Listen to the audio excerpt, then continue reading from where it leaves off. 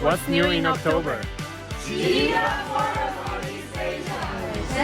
Hi, this is the academic team. Climate change and climate education, the carbon market, so the energy transition. Build of Asian security, Taiwan Strait, to the tension, challenges and opportunities. Economic development strategy and policy development experiences, cooperation, incomplete gender revolution, gender policy, traditional gender biases, Political philosophy, the Asian values debate, a post-pandemic context. So Don't miss the academic session. Sharing professional experiences, Connecting with alumni based in East Asia, gaining practical advice, networking, meeting representatives from international organizations, discovering career opportunities, exploring different sectors. inspiring students. That's all the news for today. Before we head over to our Social reporter Laura, we're able to give you a heads up of what news will make the headlines in the coming week. Andy, how's it been from looking this week? Well, after months of stormy CS work and depression caused among its board members by the abnormal high pressure, we are finally expecting sunny weather all across our events of Geneva Forum East Asia. Starting from today with the big flagship event of the forum, where we talk about the big questions: geopolitics, globalization, and how to build bridges between East Asia and the rest of the world. Back to you, Yoshi. Now let's turn our attention to geopolitics. Made possible by the Graduate Institute and CAES, 4 European ambassadors served in the East Asia region are set to meet on the 13th of October, discussing the future relations between the two regions. Our political correspondents are expecting fruitful insight to be produced.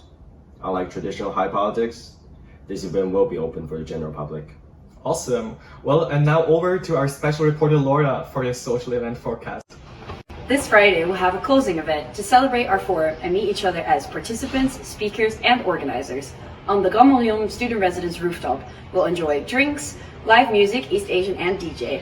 And we hope to see you all there on Friday. For me, the forum is about an open platform, connecting people with a mutual interest in East Asia, intellectual and cultural exchange, embracing diversity and enhancing mutual understanding, Convergence point between different generations. Inspire them to take action to shape tomorrow's future. It's such a great program. This is the first forum of its kind for the Institute. Hope to see students and staff from the Graduate Institute really taking advantage of the program and what it has to offer. Open and diverse and constructive discussions. reflect the diversity and the inclusion that are already embedded in our student body and the Institute's DNA. I don't wish you luck because I'm already convinced that this forum will be a success.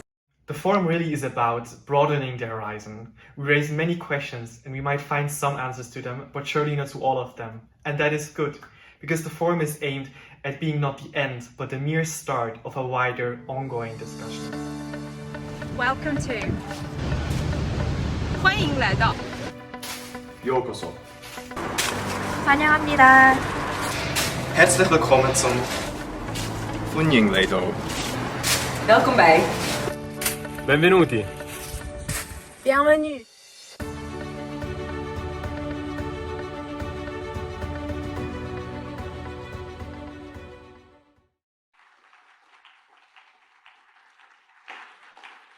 Ladies and gentlemen, whether you're with us at the auditorium in Maison de la Baie in Geneva, or if you are joining us virtually from different time zones, let me greet you with a warm welcome to the opening ceremony of the Geneva Forum on East Asia 2021.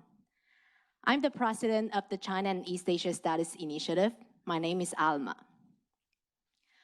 1 year ago, China and East Asia Studies Initiative, or CAS, was founded when China and Switzerland celebrated the 70th anniversary of the establishment of diplomatic ties. After 1 year, the faith of this student initiative remained unchanged.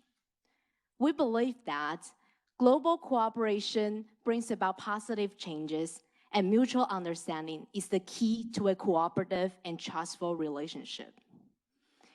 East Asia has never been unimportant in history and is playing an increasingly significant role today. Still, we have to admit that we lack profound understanding of this region from the outside. So what the Geneva Forum on East Asia is trying to do is to bring in a focus of discussion and a platform for intellectual exchange. Also, we have a strong faith in constructive dialogue at the interpersonal level. In today's world, there's never a shortage of opinions.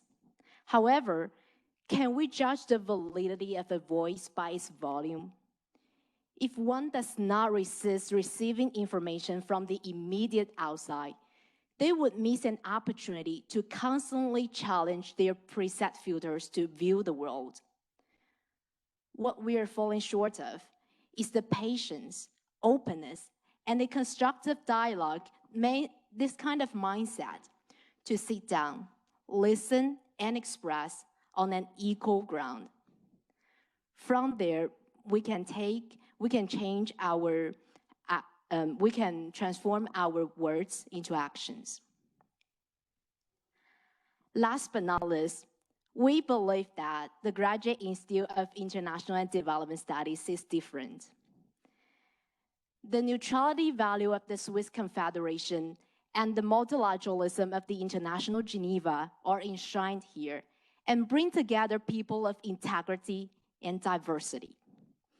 We appreciate a lot that we are privileged with a safe space for discussion and a supportive community for actions. When I say so, no word is more convincing than the fact that a one-year-old student initiative is now hosting a week-long comprehensive event with 10 sub-sessions, 30 speakers, benefiting participants from all over the world.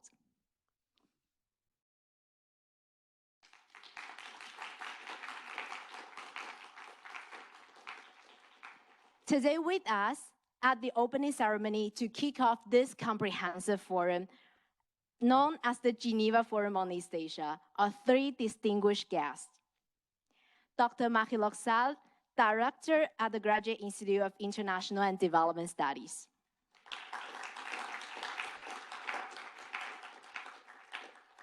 Mr. Andrew Michael Ong, Director of the Division for Asia and the Pacific at the World Intellectual Property Organization. And Dr. Jean-Jacques de Dardel, former ambassador of Switzerland to the People's Republic of China, Mongolia, and the Democratic People's Republic of Korea. Dr. de Dardel is also a distinguished alumnus of the Graduate Institute.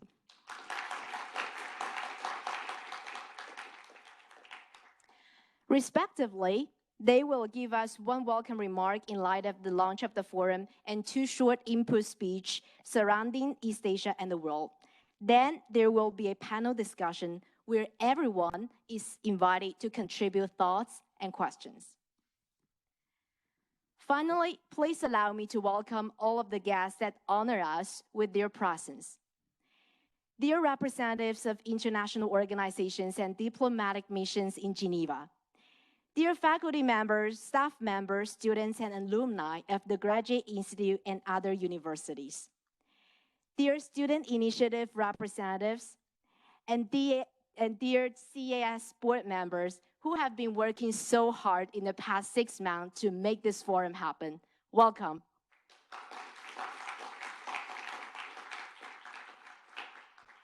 Before I bring on Dr. Marie-Laure Salle, the Director of the Graduate Institute, to the stage to give us a welcome remark, just a few reminders.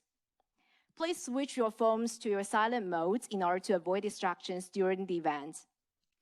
To participate in the panel discussion, you are invited to submit questions through the platform Slido.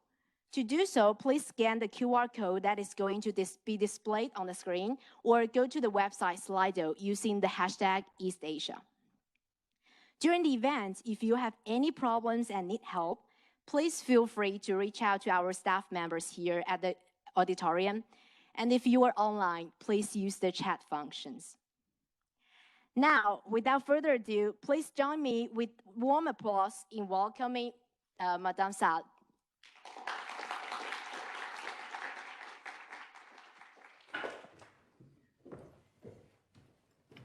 Thank you so much, dear Alma. Cher Monsieur l'Ambassadeur, Monsieur de Dardel, dear Mr. Ong, dear students, dear colleagues, ladies and gentlemen, it's my great pleasure to welcome you today at the Graduate Institute in the Maison de la Paix, whether you're here in the room or online.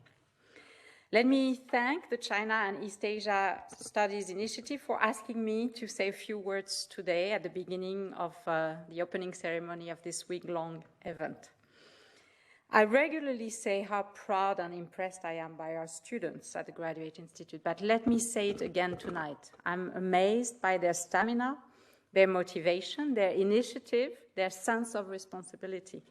The Geneva Forum on East Asia is the result of such mobilization, energy, sense of initiative and drive. And the program that is being proposed for tonight, but also for the rest of the week, is stunning. Alma and Filippo came to pitch me on their project for this forum and full week of discussion last June. 3 months later, here we are at the start of what looks like an intense and very rich week of debates on East Asia and the world, and an even more direct form of engagement through the career and social fora. Let me really congratulate and thank Alma and Filippo, but also the entire team of CES for this impressive work that this represents. So please join me in thanking them.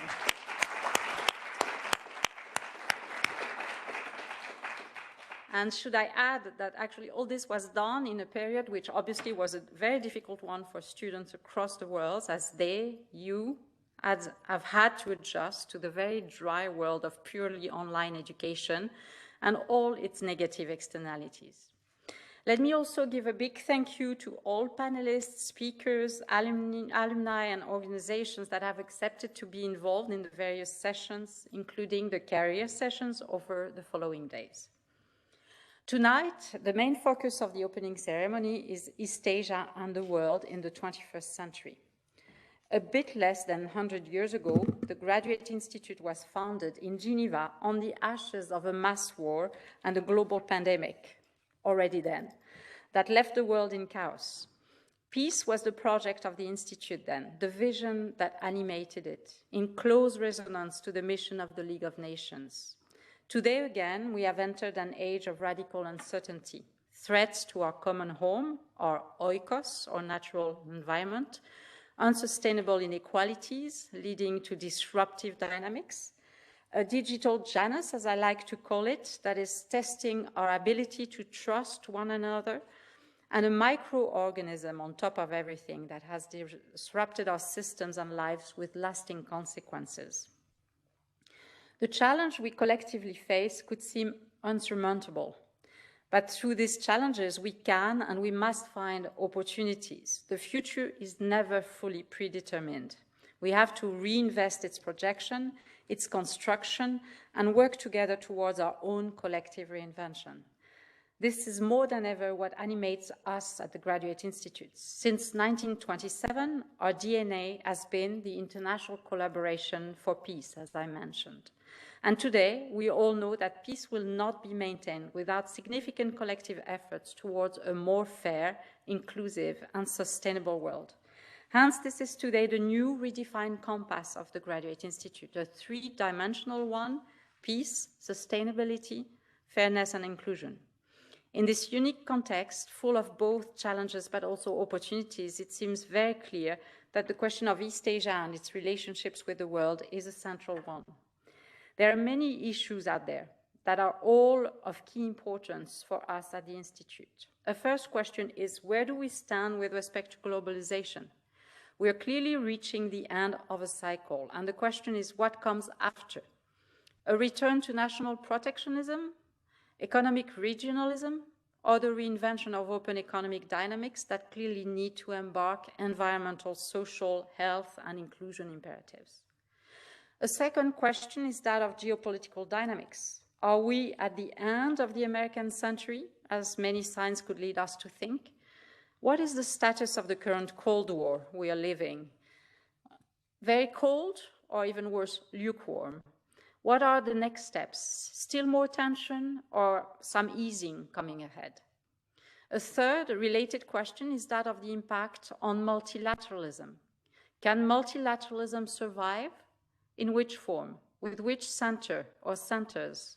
Or are we doomed to go back to an old realist Westphalian scheme of national sovereignties, keeping each other at bay, in tension and in check? A fourth obvious question is the question of our planet and of its limited resources. Will humanity be adult and responsible enough to find collective solutions fast enough to what is, as we say in French, une catastrophe annoncée?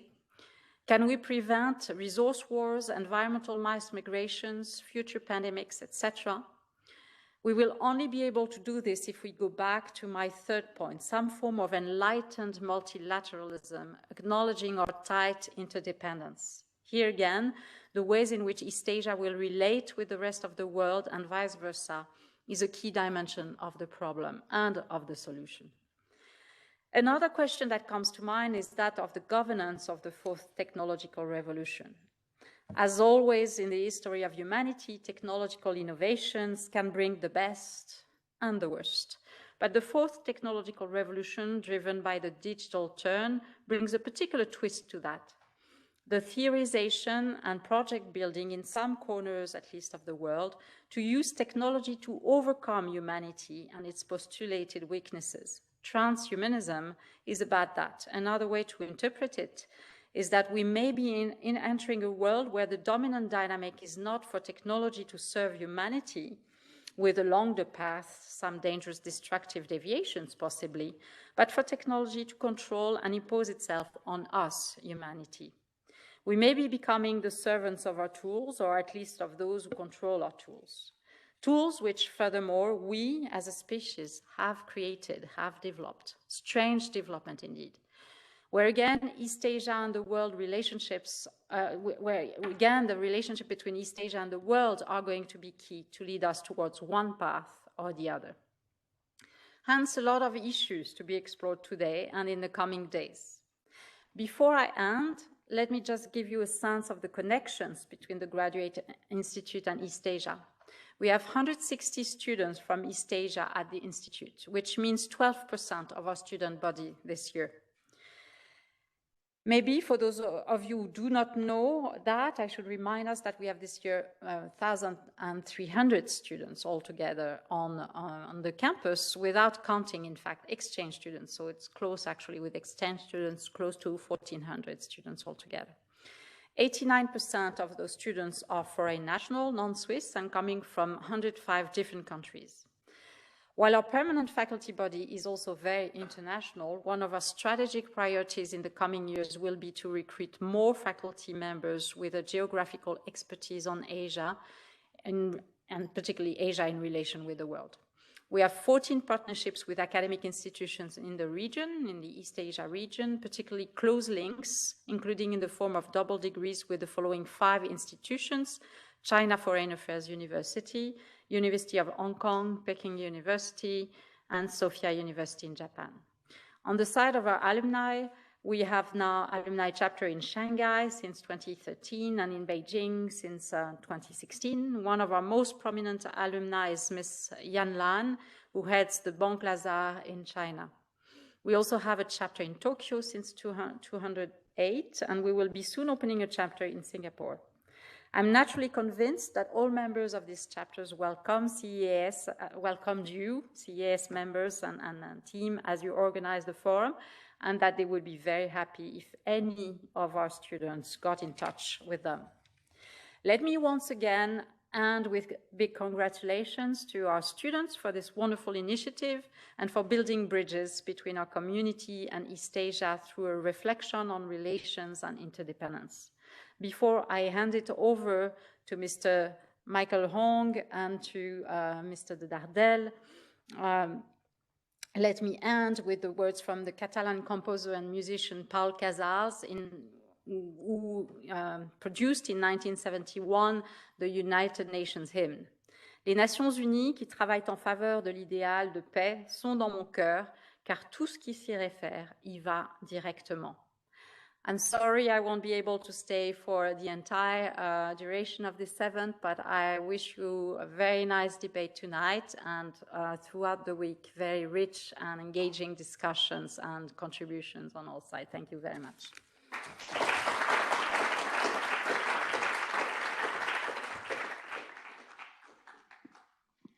Thank you, Dr. Sal. Again, the Graduate Institute support is central to the organization of this forum, and it is much appreciated.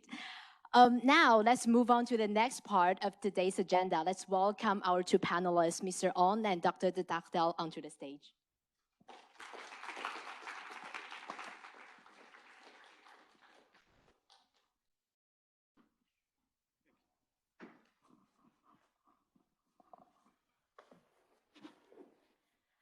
As you know, tonight we are going to set the stage for the entire Geneva Forum on East Asia that is going to last for the entire week.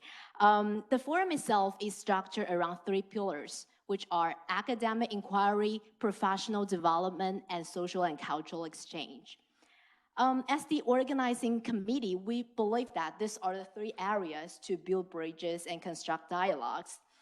So tonight, for this discussion, we have a very broad topic, that is East Asia and the world in the 21st century. To kick off our conversation, let's start with an input address from Mr. Ong. Mr. Ong is the director of the Division for Asia and the Pacific at the World Intellectual Property Organization. Prior to this position, Mr. Ong served as Deputy Director General of the Intellectual Property Office of the Philippines. Mr. Ong's career has spanned across a wide spectrum from academia, corporate business, service to public sectors. He specialized in development work, change advocacy, and organizational management in the areas of intellectual property law and alternative dispute resolution. Mr. Ong, the floor is yours. Thank you very much, Alma, and good afternoon or good morning and good evening to participants all over the world. First, I'd like to congratulate, and I echo Madame Director's pride of this event being organized on a comprehensive way for the whole week. This is a spirit I think you can bring along even when you proceed and graduate from school and enter the corporate world or the world of practice. So congratulations. Okay, I'm very happy to be here. It's my first time to be in this beautiful place. And I probably should have come here earlier. I only work 2 blocks away in the World Intellectual Property Organization. And now that I've come here, I think I'll be coming over more and more often. If you welcome me. Okay, so first I want to thank you for including intellectual property in the discussions, especially today. It's kind of rare that intellectual property is incorporated into a discussion like this. And I'm very happy that there's a growing interest among students and faculty to look at intellectual property as an integral part of the society moving forward. And the reason why it's not very common in the past, I guess, is because it's a very technical matter. When you start talking about intellectual property, that's the best way to really scare the crowd away. It will only be the lawyers who will be left in the room want to discuss intellectual property with you. But as it is now, IP is very much closely related to technology. And we are entering into the world where technology has become more central in our lives. From the cell phones, the smartphones that we use, to the type of work we do every day. In fact, I'll talk about a bit later on AI, when it is somehow going to replace some of the things that we do, since it's going to be doing it better than us in terms of the algorithms and the stuff. So let me just say a few words about IP before I go into the easier task. So IP is a wide range of rights that seeks to capture, protect, and probably also help in transact and valorize something that's intangible, whether it's a brand name in trademarks, or it's a solution for a scientific problem, so it's a patent, or it could be a design, an appearance of a product or a particular object. So it affects science, business, culture, and in all walks of life. And so IP even goes into trade secrets. IP goes into traditional knowledge of the heritage and culture. So it's a wide range of rights being defined by lawyers and, of course, by states on how to go about transacting, protecting these intangibles, if you will.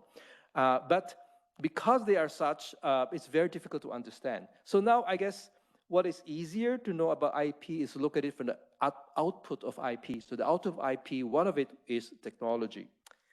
Thank you so much. So let me go into my slide. So I'd like to explain IP in terms of, in terms of technology tonight. I guess that's be easier to understand.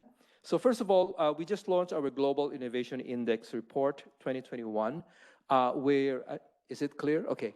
Where we're able to track how much of technology and how much of the R&Ds are happening. And if you look at the screen, despite the pandemic, we have very positive results. So scientific publications have increased 7.6%, higher than the normal 10-year period. R&D expenditures have also increased. In fact, patent filings have increased. And lastly, venture capital transactions have also increased. So we could see here, in terms of the output of intellectual property, more and more are happening despite the pandemic. Maybe you could say because of the pandemic. And East Asia has a big role in this whole phenomenon. So here we have the list of countries that are top in terms of their indicators to show the inputs and outputs of innovation. So we have Hong Kong, China on top. Of course, we have United States. We also have China, Republic of Korea, and Japan. So these are the countries I believe are going to play a huge role in driving innovation going post-pandemic and in the recovery stage. And in this, we could see it's also influencing the rest of Asia. So the green spots you can see are the innovation achievers. So it has really influenced the other areas in the region from these three countries. So this is the venture capitalist transaction that I was talking about earlier. And the recent figures, and this is the table on my right on this side, this year alone, the 1,260 transactions are way more than the years before. So there is an uptake right away this year of the VC transactions. Now, we don't just look at the countries, we also look at clusters of science, technology, and innovation. And the top 5 clusters in the world are in East Asia. Except for San Francisco, we have Beijing, number 5. Number 3 is in Korea. Number 1 is Japan, and number 2 is in China. Now, these 5 top clusters continue to be so 10 years ago to 2020 and to 2021 as well. In fact, Beijing has been moving up the ladder from the 5th to the 4th to the 3rd. So you could see the upward trend. And if you widen the scope to see the 100 clusters in the world, there are a lot of East Asians, a lot of China clusters as well, and I could enumerate them here. So this is the 21 figures, just the same 5 clusters remain to be the top science, technology, patenting, publication solutions coming out of these clusters. In terms of IP figures, how much and how many have been filing patents, trademarks, designs, we could see here in the table, 65% of the global filings are in Asia. And of course, a big chunk of that is East Asia. Utility models or petty patents are 98%, 70% of the trademarks, and 68% of industrial design. It is the decade, it is the time of Asia, if you look at IP. And in 2019, China overtook US for the first time after 40 years to be the #1 filer of patents. In other words, new inventions that will be useful in 10 years, 20 years' time are now coming from this particular country. It's, of course, too early to say in the sense that from the time you invent to the time you're able to use it in a product, in a commercialized endeavor, that will take some time. But you could see that the source is moving towards this direction. In terms of just looking at one technology, AI, which I think everyone has to know about in the next 10 years, 10 out of 20 universities doing research on AI are Chinese universities, and a number of them are from Singapore as well, and then Japan. So even in this particular technology alone, East Asia is driving the innovation. Let me just skip this slide. This again shows you, given a wider scope, how many Chinese universities and Japanese and Korean universities are into AI studies as well. So, okay, another technology that we could also, that I'd like to mention, which also represents the future of innovation and technology, is on assistive technology. These are the automated wheelchairs, the headsets for the hearing impaired, glasses for visually impaired people, anything that enhances, not just compensate, but enhances human capacity and facility. So here we could see Japan and China playing a huge role together with Korea as well. So the future, I will stop here. So the future is in East Asia in terms of IP, in terms of technology, in terms of innovation. Thank you so much.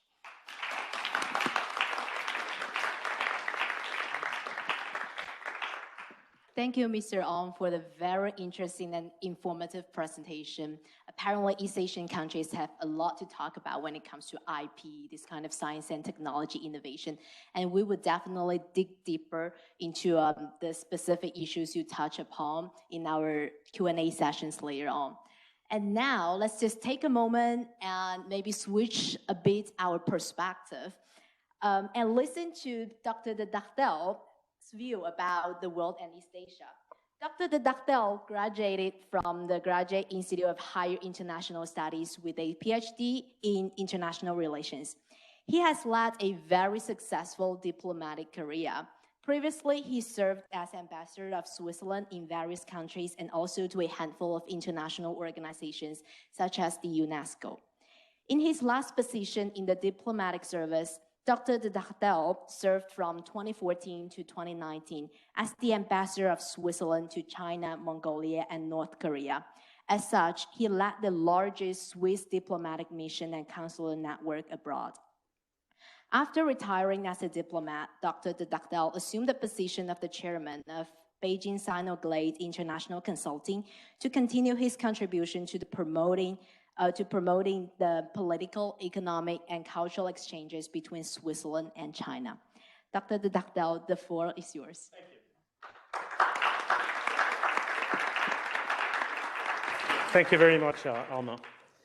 Madame la directrice, j'apprends qu'on parle de moins en moins le français. Et effectivement, I'll switch to English. Mr. Ong, dear colleague, dear Alma, ladies and gentlemen, and dare I say fellow students, indeed, I have studied at HEI, as it was called at the time, and I have acquired knowledge, but I've learned how to learn. So in that sense, I still feel that I'm part of the student body, because that's what you remain in life as you go on trying to understand the world. I've been asked to refer to two specific questions, and so I'm going to ramble on and not give you a very structured and academic lecture, but I'll try to answer the question, what role does East Asia play in the world in the ongoing 21st century? That's the first question, and then the other one has to do with bridge building. How do we build bridges between East Asia and the rest of the world? We have been perfectly introduced into East Asia's role in the world, as we heard Mr. Ong from the side of the WIPO, the intellectual property, the innovation capacity of East Asia. We have seen hard figures as to its weight in international affairs. Those are facts. Perceptions are often different than facts.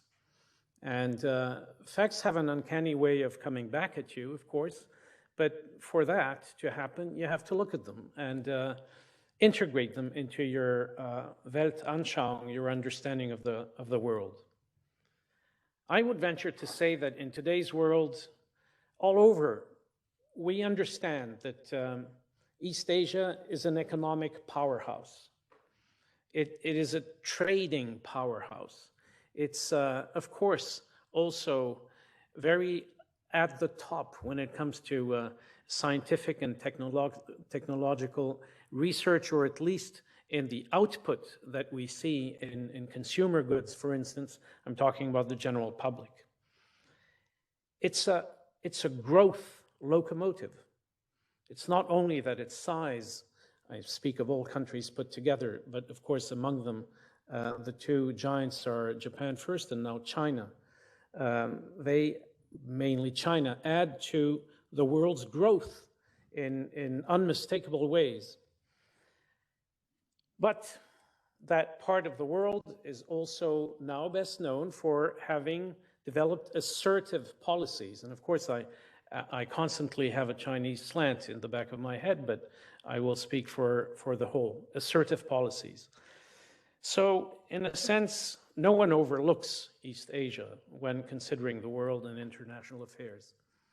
But I'd say there's more to it than just what we heard from the very learned angle that Mr. Ong that you brought forward, and just economic statistics. I'd say that the evolution of thought, of perceptions, is also a factor of what came before. Where does East Asia come from in our assessment of what it is? And as we look at the evolution through the ages, I'd say that for the world, East Asia was very distant. It was distant not only because of geographical reasons, but because China, Japan, and Korea were entropic. They did not reach out to the world as much as other regions of the world did. They acknowledged the existence of the world. They received and accepted some envoys, but they themselves did not meddle in the rest of the world's affairs. And then, as of the Italian Renaissance, which is very early and not to be seen as the 16th century French Renaissance, as of the Italian Renaissance, end of the 13th century, and up to the 18th century, I would say that elites developed a curiosity for East Asia. There was a trickle of information as some Western travelers went there and came back. And this curiosity then brought interest in a material sense for porcelain, for arts, for chinoiserie and Orientalism in a sense. And at that time, no rivalry was felt. It was just interest. Everybody knew that they were best at home. No rivalry ensued. And if ever, there were the beginnings of trade. And then we went into the 19th century. The Industrial Revolution, a quickening pace of development, but for many too, mainly the era of colonialism, of Western expansion, of actual European expansion. And so that brought about, well, colonialism, the China Wars, the Opium War, or wars. It brought about invasion. It brought about, of course, changes, as was the case in Japan through the Meiji period. But basically, East Asia was just like the rest of Asia, up for grabs. And that happened all over Asia, India to Vietnam and other countries too. A period of development for those regions, but also of domination and exploitation. So we know that era left a trail of resentment in Asia to this day. The Chinese speak of the Century of Humiliation. Mind you, that Century of Humiliation, if you look at it, is not only a factor of Western presence, because Japan also is seen as having played its part in that century. But then a reversal took place. Instead of enjoying the riches of Asia and the mysteries of Asia, we came into a period of turmoil, the Second World War, a period of wars, the Pacific theater of war, of course. And then after that, the Chinese Revolution, the Korean War, to be followed also then by Dien Bien Phu, I mean, the Vietnamese wars, the two of them. So throughout that period, East Asia was seen as a tumultuous sore in the Western mind. Problems arose out there that we didn't know how to solve, thought Westerners. After those periods of turmoil, as I call them, we may see that interaction set the pace. Interaction without domination. What did happen was the development of interest and trade as things calmed down. Japan rose as an economic power. For a long time, that was the miracle in the Far East. And then South Korea followed. It's also a remarkable evolution. And then the Asian tigers.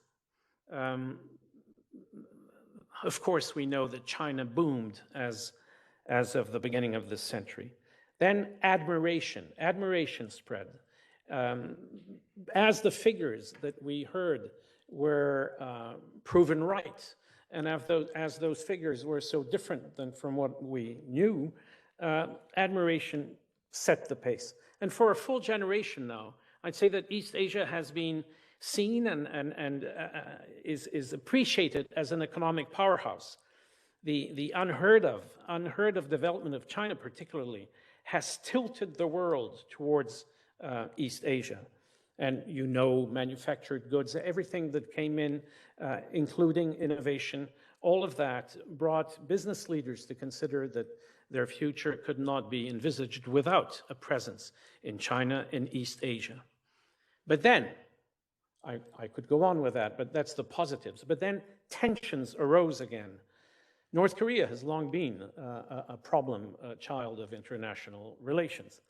But more importantly, perhaps, recently, China is asserting its power in different ways, and it is seen as becoming more and more nationalistic and aggressive in its territorial claims.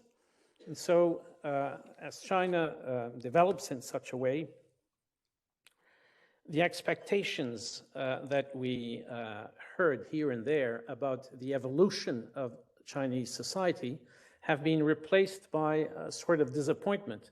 The reform and opening up, we thought, in the West, in the rest of the world, would bring about a full opening up. And now the perception is changing. It has to adapt. With all of that, I'd say that to shorten what I had to say, these tensions are weighing also on the perception of the rise of East Asia.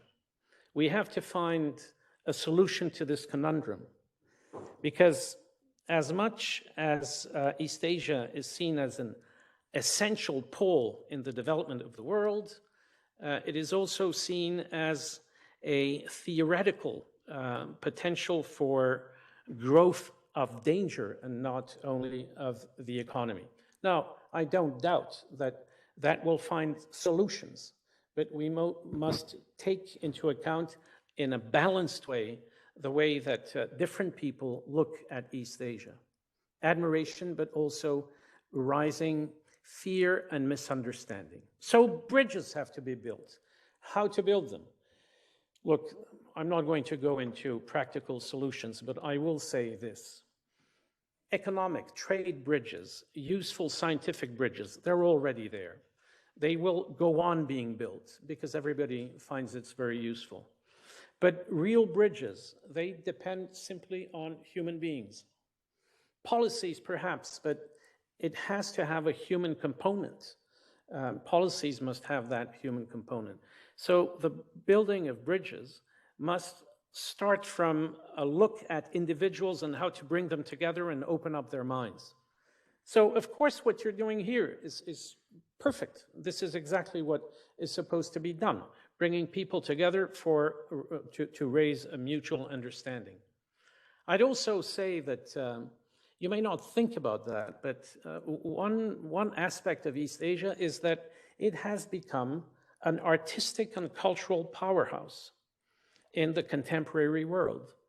That is very interesting because as we know, Japan, of course, is not lacking. South Korea is admirable, and China made extraordinary inroads in the contemporary art world. Well, in art, there is less nationalism than in sports.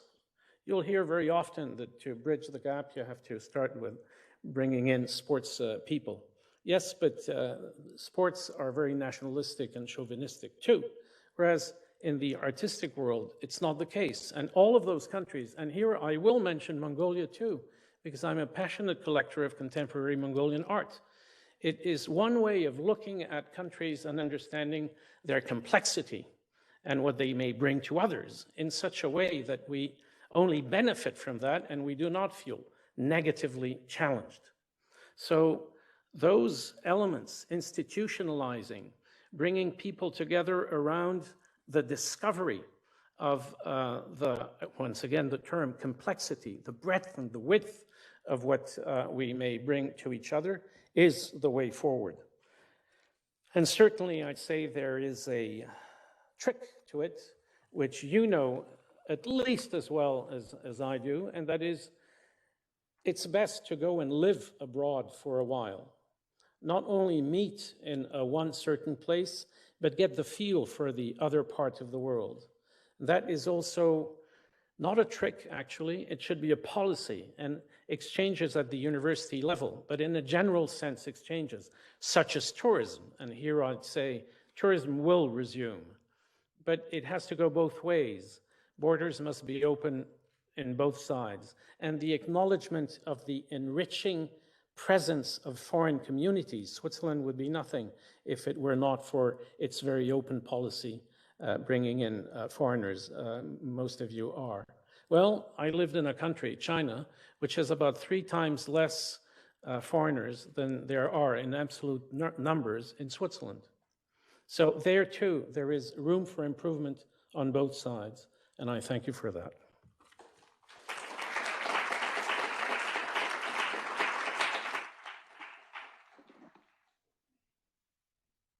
Thank you, Dr. de Dactel, for the very inspiring remarks. So just before we start our conversation tonight, please allow me to remind our audience that you are welcome to submit questions through the Slido platform. You can scan the QR code here, or just directly go to the website Slido using the hashtag EastAsia. If you are online, please do the same. Now, I would like to start off with a very open question. Dr. de Dactel, you just touched upon your experience like living in China in your speech just now. So I know while acting as a bridge between Switzerland and China, or to a larger extent, the Western world and East Asia countries, you have undertaken very, very different roles. For example, you were the Swiss ambassador residing in Beijing until 2019. You published a book on Sino-Swiss relations in 2016, and you are now the chairman of Sinoglade. So could you please tell us more about what was your life in China like? As an ambassador, a scholar, a businessman, and then individual? Many lives at once. Yes, it does work. Well, thanks for the question. How my life was for me, perceived by myself now and then, very easy. An extraordinary, interesting life in an extraordinarily dynamic environment. So I enjoyed everything. But that's personal. When I analyze that, I will say that I was, of course, privileged because I was an official. And in China and in Asia, in a general sense, there is a high respect for officials, and so everybody's very kind to you. Negotiations can be just as tough, sometimes a lot more tough, but there is this ease of doing business at the diplomatic level. At the business level, and we take care of business interests in favor of Swiss companies, but when you're Swiss or whichever country's companies when you're another ambassador, it can be tough to understand how to get to the end positive result.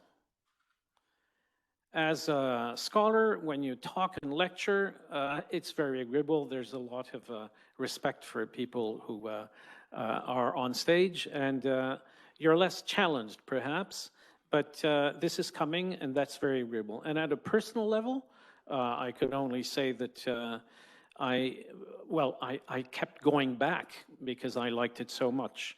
Once you get to meet people in their own milieu, if you're open-minded about cultivating the similarities instead of the differences, you find friends all over. So I tremendously enjoyed my time there. That's very interesting. And Mr. On, I guess the same question can also be addressed to you, maybe in a slightly different vein. Your career has spanned across not only different sectors, but also different cultural contexts. So could you tell us more about your thoughts on working and living in international Geneva as an Asian national? Thank you for that question. I'm a latecomer. I spent most of my life in the Philippines and then to the ASEAN countries or Southeast Asia. It's only very recently when I reached 50 that I stayed here and started working in an international environment. I must say, I guess all my life has prepared me for this stage because in your work back home, you're able to strengthen and deepen your local understanding. To be able to, because that's very useful when you go global. You cannot go global, I guess, right away without a deep sense of who you are, what you do, and what are the things that are in your neighboring area. So this addition, I guess, is very good. And I'm very happy that I'm here, but I'm very happy I'm here now than way before. Thank you. And now, maybe let's dive into some questions regarding your specific respective domain of expertise. We've already gotten a few questions from our audience.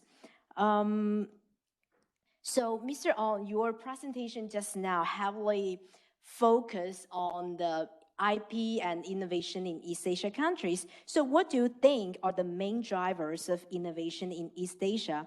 What other countries can learn from the success stories in East Asia, and how the achievements that we are seeing in East Asia today be helpful to the rest of the world? It's well, in the past, we would look at innovation as a streak of genius and an accident. But more and more, innovation has become more deliberate. So we need to invest on it to be able to have an output. So I guess that's the I would say the ingredient for East Asia's success is they have invested consistently on innovation, on R&D. Another thing also is it used to be innovation was a closed activity. It was done by one company for itself or one university for itself. It has become more open, so now it's open innovation. And I think Asia has been reaching out, I guess, to each other and also to other regions. So that kind of open innovation is also happening, and that has speed up the pace of outputs. So in the past, you wouldn't know who's into the same research in another university or in another country. But with open innovation, with information in the intellectual property database, you'll be able to find that out immediately. So you can reach out and talk to the researcher on the other side of the world. And because IP allows you to recognize each other's IP or intangible assets, so there's a lesser risk of misappropriation because it's already in the IP system. Yeah, thank you.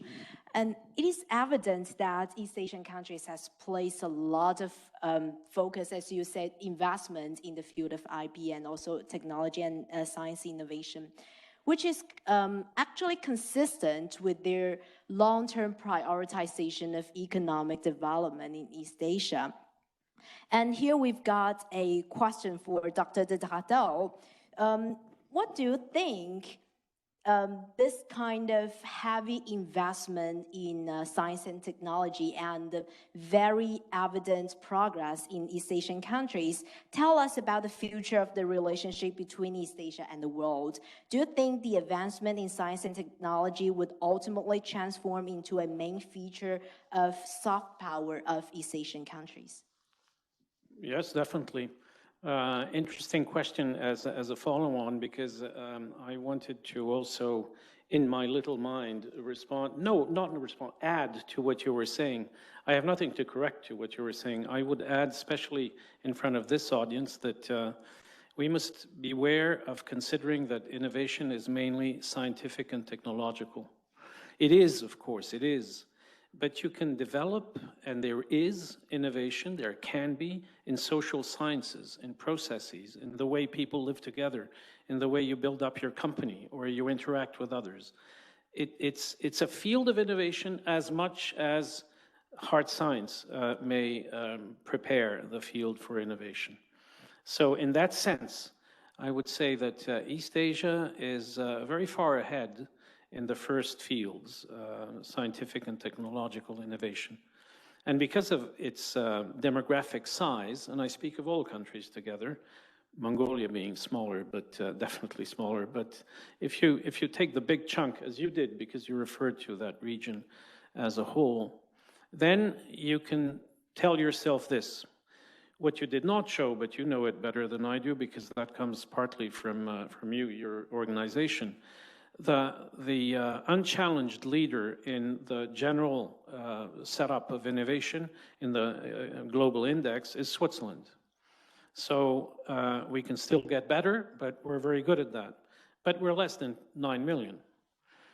China, to speak of one of those East Asian countries, has gone up, shot up from 43rd to now 12th position. This is wonderful. I'm not looking at the 12th instead of the 11th or the, I don't know, the 5th. I'm looking at the demographic size of people who contribute, who may contribute and go on contributing. So I don't doubt a second that East Asia will remain at the top of the charts and will remain a reference in that field. But here I'll say something which is optimistic, but positively optimistic. It's not wishful thinking. When you look at what is still lacking, it's not the money, it's not the brains, it's not the institutions that enable innovation. It is that other side of possible innovation. And there is still, how should I say, catch up to do, but there's also a tremendous potential. So the potential of East Asia, when it moves into these other fields, is going to revolutionize the world. Also related to this kind of positivism, this kind of optimism, and when we talk about the achievement in science and technology in East Asia, also echoing your input speech just now, it's actually very hard, when we talk about East Asia, it's very hard to not to talk about the rise of East Asia, or sometimes more specifically, the rise of China. This kind of rise is not only about various development indicators, but also the fact that China, along with other East Asian countries, are becoming more and more visible, vocal in various domains internationally. So I guess here we have a very interesting question. For Mr. An, how, in your opinion, how has the rise of China been reflected in multilateralism? Is the rise of China changing any aspect of international organizations' operation? Well, I guess, out of the 15 UN agencies here in Geneva, 4 are headed by Chinese nationals. In my organization, we always have a deputy that's Chinese and in charge of trademarks. Yeah, there will be more role, and you could see that really happening. One of the things also that I'd like to stress is, yeah, it's true, science, technology, and innovation goes beyond that. And one of the things that is really amazing is the Korean pop culture that's coming up. We could see in the movies, for example, and most recently, the Squid Game. I'm sure many of you have watched that. So you could see also in that area, and indeed, Ambassador, innovation is coming in also in all sorts of fields beyond technology and engineering and science. And I guess because of that, East Asia is trying to go to other areas, as you said, contemporary art as well, and in many other areas where innovation is also important. Dr. Dactyl, actually, I'm also very interested in knowing your perspective on the same question.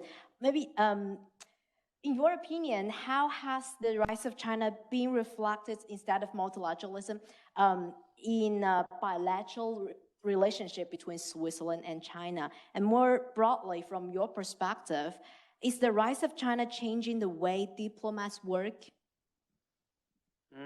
I see two different levels of question and then hence two different kinds of answers.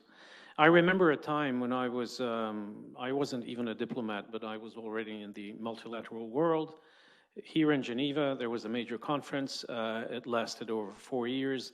It was about humanitarian law and the evolution of such. And China, of course, was a P5 participant, but it kept silent. It did not even ask for the documents that were being negotiated line by line and word by word. They did not ask for it to be translated. So they just accepted that at the end they would join. Today, of course, there is a welcome assertiveness on the part of China, which is very present in all international fora and creating its own. So this is a novelty. There are a number of international organizations which have felt the change, and then there are new institutions which have been created by China. And so, yes, there is this. Now, and on the Swiss front, I'd say that our relations with China have, for specific reasons, always been quite intensive and broad from the start. It's not only that Switzerland was one of the first to recognize modern China. Of course, that's the reference, but it's that throughout the ages, decades, generations, years, people kept focusing, not everyone, but kept focusing on that relation. And at a time when China was nothing in international relations and certainly nothing in economic terms. In 1980, according to World Bank figures, when you even out the worth of the dollar throughout, years and decades, in 1980, China's GDP was considerably lower than Switzerland's. But we were already very present in our understanding of China and developing. So as China grew, of course, we have more and more relations, but it's just a deepening and broadening of something that was already very lively. And yes, well, you mentioned it. Now it is our embassy in China, which is the largest in the world and the largest diplomatic setup. That's a change, but it's incremental. It's not a change of direction. Okay. Yeah, you also mentioned that there's a lot of changes going on. We cannot just stick with our kind of ancient perspective to view the world and East Asia, this region in particular. Now, Mr. On, one question from our audience, so also related to change. China was once known for companies copying others, especially foreign ones in many ways. But Chinese companies nowadays are increasingly doing the opposite. For example, suing foreign companies for IP infringement. Why do you think this change happened? It's not really surprising. Many countries, if you look at history, started always that way. They have to go somewhere to find inspiration. Of course, how you do that, there's a legal way and there's an illegal way to do it, right?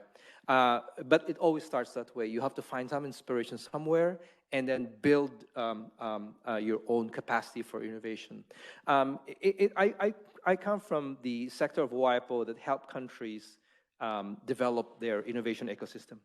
And together with that, of course, is also how to ensure that the IP is enforced and is respected. And the things that I've really learned from this work is the best way to be able to teach a country how to respect IP is to help them build their IP.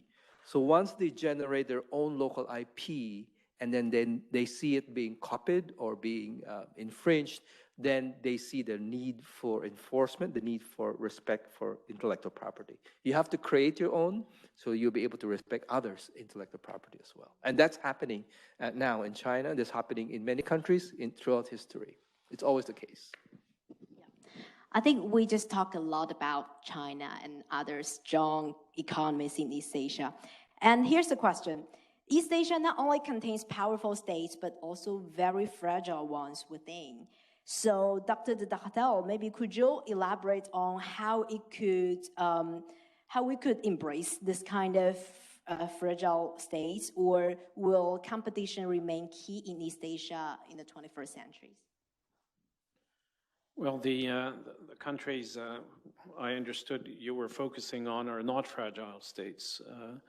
The smaller of them is Mongolia. It's not a fragile state. It is a rather more developed than you think and quite democratic country. It's not a fragile state. But of course, East Asia is surrounded by fragile states. I wouldn't call North Korea or the DPRK a fragile state. When I think of fragile states, I think of those which have collapsed, have no governance anymore. You find them, unfortunately, in the Middle East or in Africa. You find them here and there. The solution usually comes from an appraisal of the situation and its influence on world affairs that brings about then a collective support given to those states. And as East Asia develops onwards, but is already very developed, it can itself bring about solutions and support. In a sense, the Belt and Road Initiative, which is very criticized for maybe political reasons, but that has been launched to develop infrastructure, has been welcomed by international bodies like the World Bank, because the needs are so great. And that does help then bridge some gaps. But again, it comes from the outside. Fragile states need help from the outside. And then they have to solve their problems themselves, because in a world of egalitarian, equal approaches to different members of the international community, there always is a self-responsibility for those states. But again, I'm confident that Asia and East Asia is not as fragile as other parts of the world.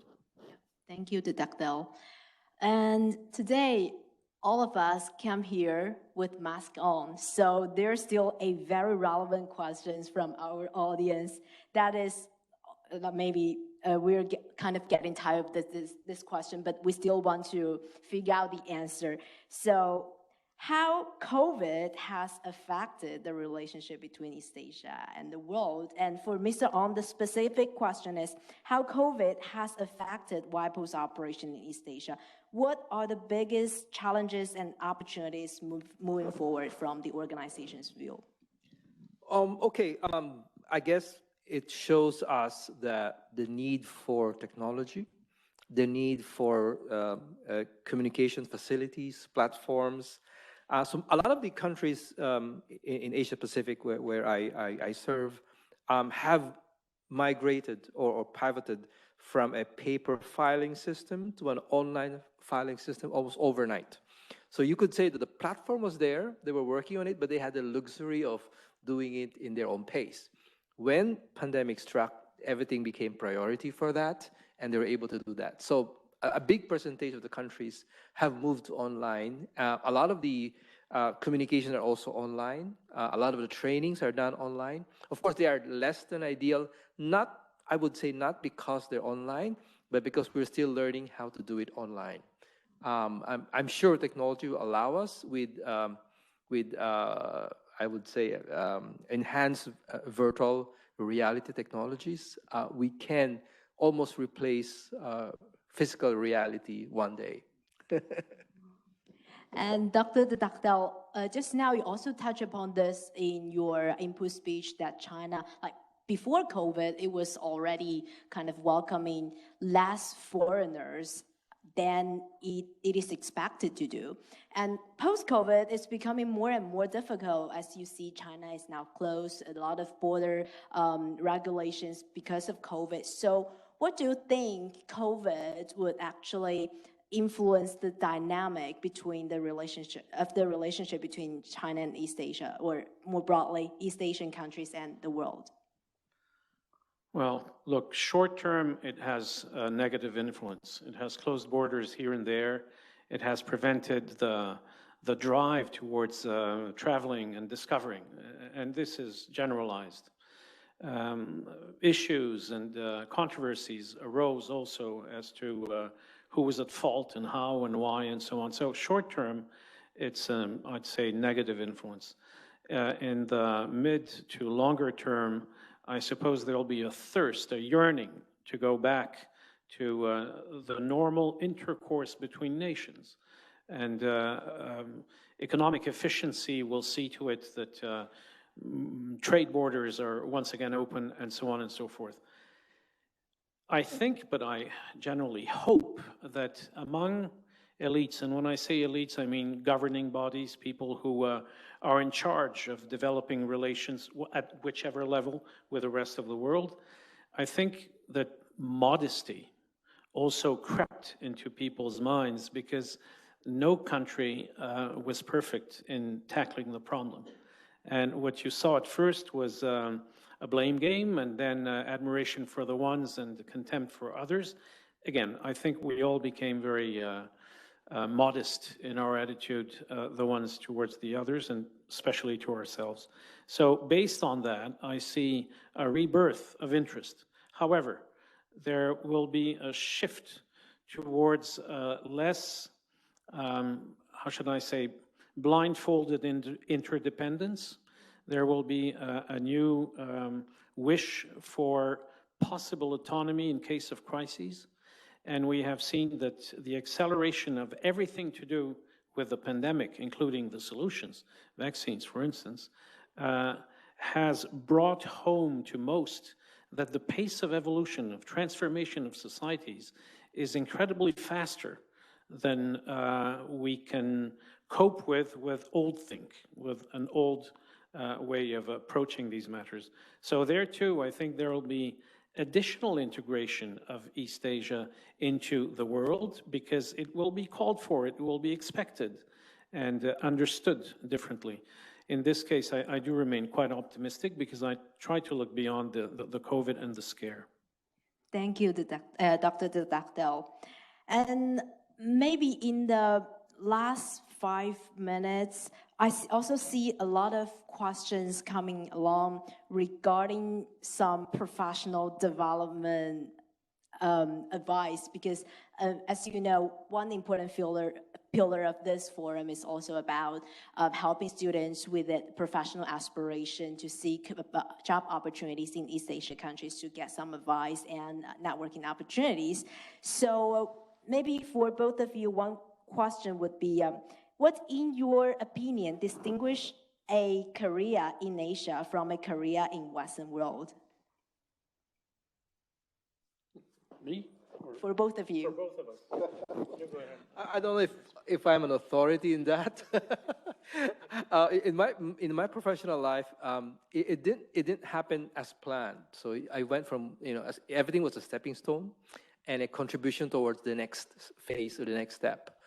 So your question is, what's the difference with working in Asia compared to working here? Okay, I guess the pace. Asia is dizzying pace. We work through Saturday and Sunday. Vacation is not very popular. It's like you have to beg for it in Asia. Here, you can enjoy your weekends, and you do have a vacation. That's very helpful to know. Dr. de Dagdel. I share your view. It's a refreshing way of putting it. Yes, indeed, the pace, the dynamism, and the workload actually is different. I'd say that from my direct personal experience, the respect for officialdom, for officials, the official world, but also for hierarchy, remains higher in Asia. It remains higher. It was very high in Europe too, huh? But here and there, it's less central in a career. Good or bad? Hmm? Good or bad? Well, us, we Westerners, we think it's not good. I speak as, you know, one who went up the ladder, and I should say, no, they should all behave. But no, creativity and the sense of initiative, all of that is also helped by another look at those things. And it can be helpful to get over that.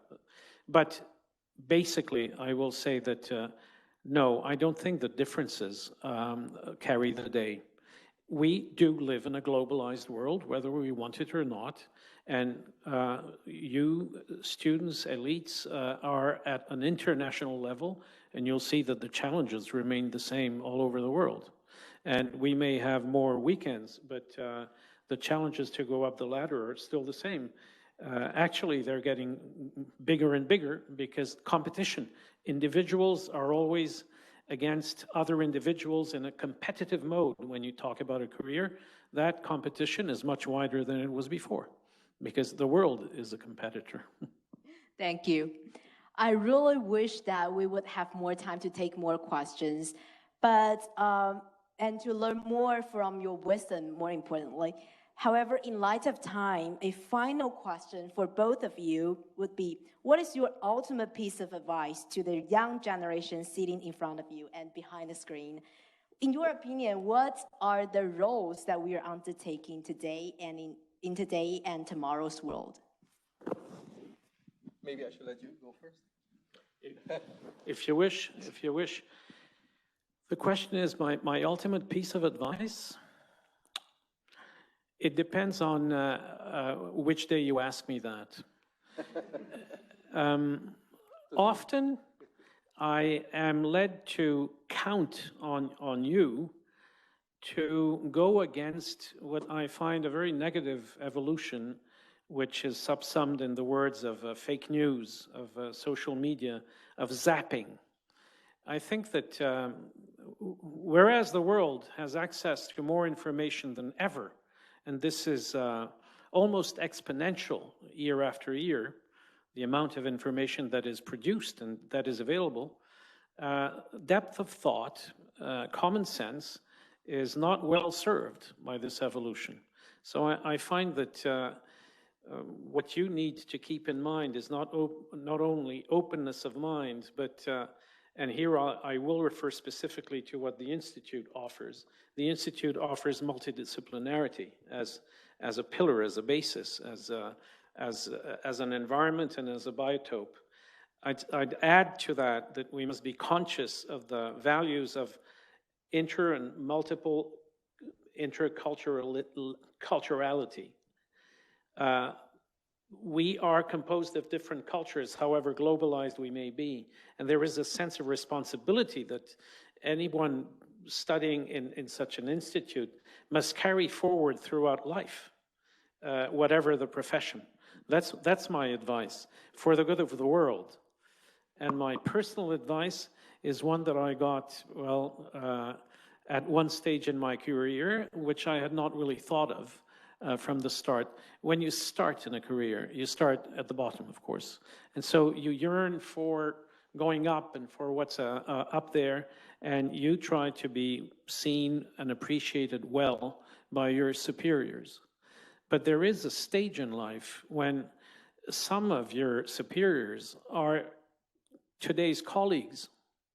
So you better also get a sense for a humanistic approach to work, where it's not only trying to do good, but accepting people for what they are, as they are, and moving along with them, instead of only focusing up the ladder and forgetting about your colleagues there.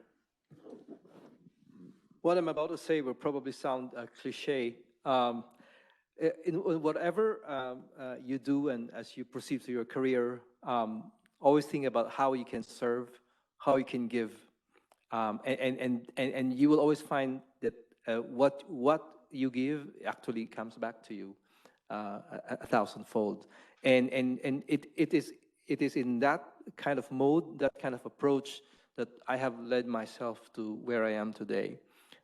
It may not be as rewarding if you are chasing the rank or the money or the hierarchy, but it sure is the most fulfilling journey of life. Thank you, Mr. Ong. Thank you, Dr. Dactel. Well, we have received a lot of questions today. Some are answered, more are not. And actually, even more questions are coming along out of our discussion. But it is really the time to wrap up for tonight. The good news is, it's only the beginning of a serious event that is going to run through the following week. The idea is to keep this conversation, debate, this kind of discussion ongoing throughout the week and beyond. So lastly, I would like to take a moment to introduce to you the program of the forum. Slide, please. Yes. So tomorrow, we are going to have our first academic session that is going to take place at 11 a.m. And the first academic session is going to focus on challenges and opportunities for East Asian environmental cooperation. And in the afternoon, we will going to have a career session that is in cooperation with the alumni office. We have an inspired student roundtable with 4 alumni from 4 different sectors that are based in East Asia today. And the day after tomorrow, on Wednesday, we're going to have academic session 2 on security. We're going to discuss security challenges and opportunities in the Taiwan Strait. That is going to happen at 10 a.m. In the afternoon, we're going to have an ambassador roundtable. So if you want to see Dr. Dactel again, please register. Please register for that event. For the Ambassador Roundtable, we are honored to have 4 incumbent or ex-ambassadors from European countries in East Asia countries to come together and have more narrowed down discussion on diplomacy and international relationship in surrounding East Asia. That is going to happen at 5 p.m. in the afternoon.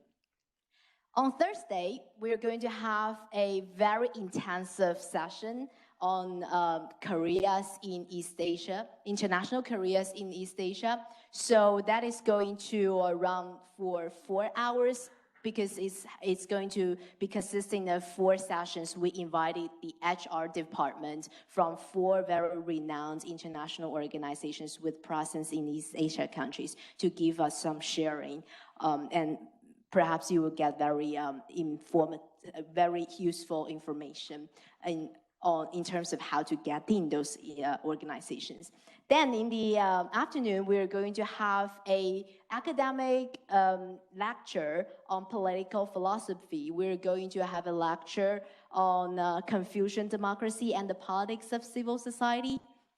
And lastly, on Friday, we are going to have 2 academic sessions. One, in the morning on economic development, we are going to talk about East Asian economic development cooperation and the struggle for international influence. Then we will have a session on gender. We'll talk about gender roles within the household and beyond.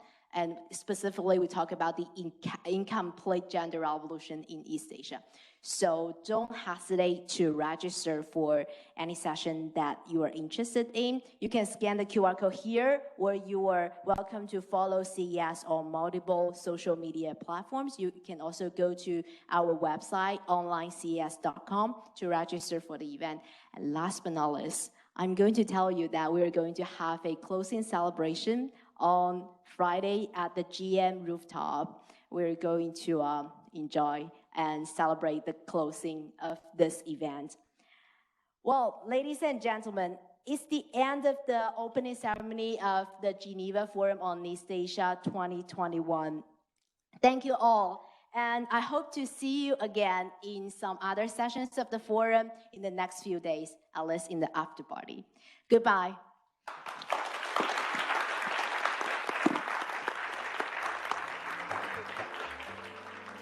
Yes, it still is working. I just wanted to say we could use another half hour just to congratulate the organizers of this symposium. It's quite remarkable. And you will be doing that, but I want to also congratulate all of you participants because you're showing support not only for the theme, but also for the organizers. Bravo to all.